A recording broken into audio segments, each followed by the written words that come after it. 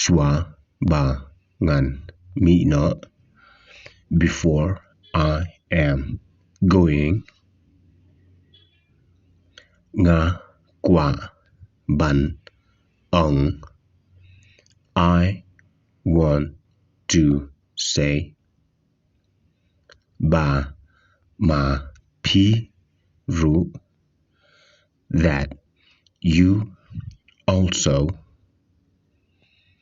Pi la ban le.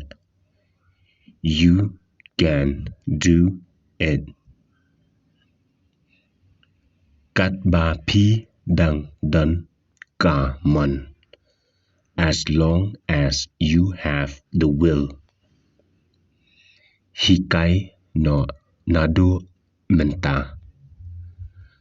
Learn from now.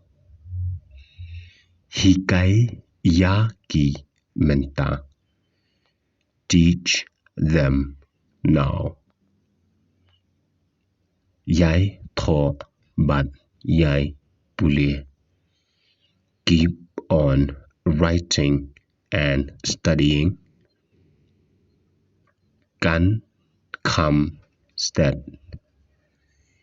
It will be faster. Kan nang kloi. Kan nang bha. When it is faster, it is better. Pin hap long kiba testa. You have to be regular. Pin boy shaka thong. You will reach the goal.